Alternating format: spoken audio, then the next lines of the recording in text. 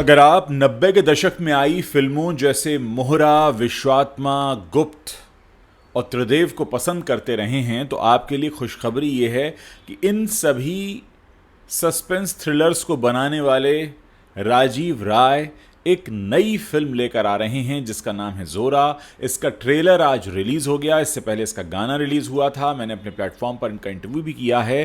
खास बात यह है कि यह फिल्म बहुत कम लागत में बनकर तैयार हुई है।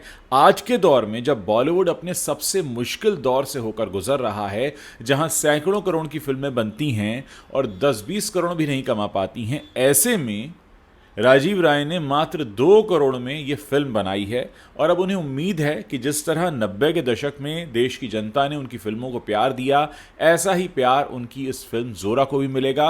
हालांकि जब आप इसका ट्रेलर देखेंगे तो आपको अंदाज़ा हो जाएगा कि उनकी मेकिंग का स्टाइल तो वही है जो आपने गुप्त में देखा था, या जो आप मोहरा में या फिर त्रिदेव में या विश्वात्मा में आप देखते रहे हैं। जिस तरह से सस्पेंस थ्रिलर वो बनाते थे, ये मर्डर मिस्ट्री है और इसे एक नहीं बल्कि 2 हिस्सों में बनाया गया है, यानी जोरा और जोरावर। ये 2 फिल्में आएंगी। पहले जोरा रिलीज होगी। ख़ास बात इसकी ये है कि कम लागत में बनी है और जब आप ट्रेलर देखेंगे तो आपको इस बात का अंदाज़ा हो जाएगा कि इस फिल्म को काफ़ी टाइट बजट में बनाया गया। हालांकि म्यूज़िक विजू शाह का है। हमेशा से विजू शाह के साथ इनकी अच्छी जोड़ी रही है और एक ही गाना है इस पूरी फिल्म में। इस बात का वादा करते हैं राजीव राय कि वो अपनी फिल्म में ज़बरदस्ती कोई गाना नहीं ठूसना चाहते थे और कहानी को ट्विस्ट एंड टर्न से भरपूर रखना चाहते थे। और इस बात का वो दावा कर रहे हैं कि जो भी शख्स उनकी इस फिल्म को देखने जाएगा उसे बिल्कुल अंदाज़ा नहीं होगा कि अंत में क्या होने वाला। यानी ट्रेलर देखकर अगर आप कुछ अंदाज़ा लगाने की कोशिश कर रहे हैं कि शायद इस फिल्म में ऐसा होगा या वैसा होगा, तो कोई नहीं जानता कि कैसा होगा। जोरा और जोरावर, ये 2 फिल्में उन्होंने तैयार की हैं और मुझे लगता है कि आज के दौर में जहां इंडस्ट्री को ज़रूरत है अपने इस तंगहाली और गरीबी के दौर से उबरने में, मदद मिल सकती है इस फिल्म से। मैं यहाँ पर अपने रिव्यू को रोक रहा हूँ क्योंकि हो सकता है आप में से कुछ लोगों ने ये ट्रेलर ना देखा हो। पहले आप ट्रेलर देखिए और उसके बाद हम बात करते हैं कि इस ट्रेलर में और क्या खास है। जब डैडी को फांसी पर लटका कर मारा, मैं हवेली में ही था। वो आदमी नहीं, वो एक औरत थी। औरत? क्या तूने उसे देखा? मैं उसकी शक्ल नहीं देख पाया। उसका साथी उसे जोरा कहकर बुला रहा था। जोरा? जोरा का नहीं पता, वो गायब। रंजीत, इस कप्तान के पीछे किसका हाथ है? जोरा लौट आई है किशोरीलाल। जोरा वापस आ गई।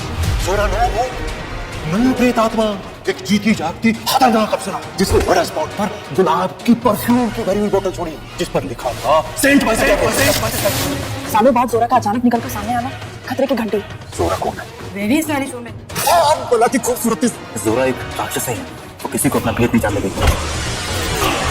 जब से आप हमें छोड़कर गए हैं बाबू, मुझे हर अपराधी में आपका कातिल नजर आता है। कानून को अपने हाथ में मत ले रंजीत। एक अज्ञात व्यक्ति ने यहाँ पहुंचकर सारी ड्रग्स को जलाकर राख कर डाला।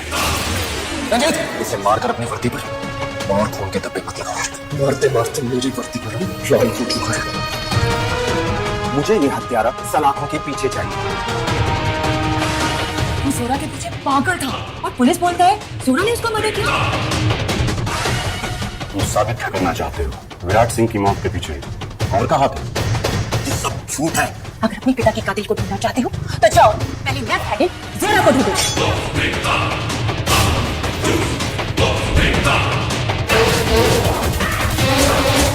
क्या तुम जोरा? तुम मुझे पहचान नहीं पाए। हॉस्पिटल जा रही हूँ, आज मेरी नाइट ड्यूटी है। और इसकी नाइट ड्यूटी जो आज तक समझ नहीं है।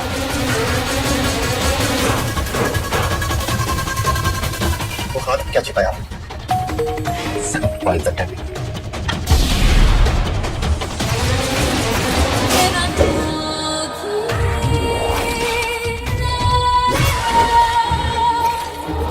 बचपन से देखता आ रहा हूं, पहचान नहीं पाता।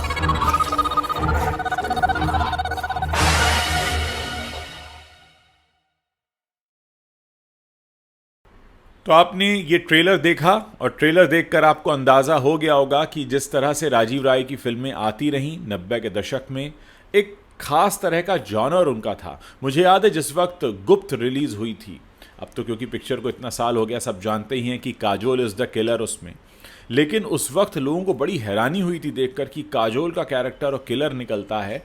तो कुछ इस तरीके के ट्विस्ट एंड टर्न्स देने में माहिर रहे हैं राजीव राय। एक किस्सा उन्होंने ये भी शेयर किया था कि जब अमिताभ बच्चन को उन्होंने उस दौर में बताया इस फिल्म के बारे में, गुप्त के बारे में, जिसमें काजोल किलर थी, तो बच्चन साहब ने, अमिताभ बच्चन ने उनको बाकायदा डांटा कि ये क्या कर रहे हो भाई, तुम कैसे कन्विंस करोगे ऑडियंस को कि काजोल किलर है। क्योंकि काजोल की उस ज़माने में DDLJ जैसी फिल्म आई थी, उनकी जो इमेज थी बहुत ही पॉजिटिव हीरोइन की थी, एक मासूम सा चेहरा लेकर, एक ऐसी अदाकारा जिसने रोमांस करना सिखाया सबको, अचानक उसको किलर बना दिया और लोग कन्विंस हुए और उस दौर की आज भी तारीफ़ें होती हैं।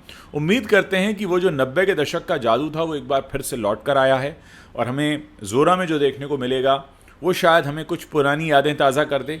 हो सकता है जो आज की नई जनरेशन है उसे ये लगे कि ये किस तरीके का स्टाइल है, लेकिन मैं आपको भरोसा दिलाना चाहता हूँ कि 90 के दशक में त्रिदेव की बात करें, गुप्त की बात करें, विश्वात्मा की बात करें, मोहरा की बात करें, ये आज भी आइकनिक फिल्म हैं। युद्ध की बात करें, युद्ध वो फिल्म थी जिससे अनिल कपूर को झकास वाला डायलॉग मिला था जो वो आज तक बोलते हैं। मोहरा मुझे याद है, मस्त मस्त गर्ल रवीना टंडन आज भी कहलाती हैं। तो कुल मिलाकर उस ज़माने में जब 8 फिल्में किया करते थे नसीरुद्दीन शाह, उनको बुलाकर त्रिदेव में तिरछी टोपी वाले करवा लेना वाकई बहुत कम लोग कर पाते हैं। कुल मिलाकर एक ऐसा डायरेक्टर जिसने बहुत सारे एक्सपेरिमेंट्स किए हैं, बहुत सारी नई तरह के से दर्शकों को मनोरंजन देने की कोशिश की है, वो एक बार फिर से अपना नई तरीके का मनोरंजन लेकर आ रहे हैं। ज़ोरा जो इस जनरेशन के लिए तो बिल्कुल नया होगा। देखते हैं उनकी इस फिल्म को कैसा रिस्पांस मिलता है। आप लोगों ने क्या ये ट्रेलर देख लिया है, या आप इस ट्रेलर को अगर आपने अभी मेरे साथ देखा है तो आप मुझे बता सकते हैं कि आपको ट्रेलर कैसा लगा। और हम ये भी जानना चाहेंगे कि क्या इस ट्रेलर को देखने के बाद आप कन्विंस हो रहे हैं कि आपको ये फिल्म देखनी चाहिए। मुझे इंतज़ार रहेगा आप लोगों के कमेंट्स पढ़ने का। और जाने से पहले यही कहना चाहूँगा कि अगर आप हमारे चैनल को पसंद कर रहे हैं तो इसे सब्सक्राइब करना मत भूलिएगा। आप अगर इस वीडियो को पसंद कर रहे हैं, इस रिव्यू को पसंद कर रहे हैं, तो इसे अपने दोस्तों के साथ शेयर भी कर सकते हैं।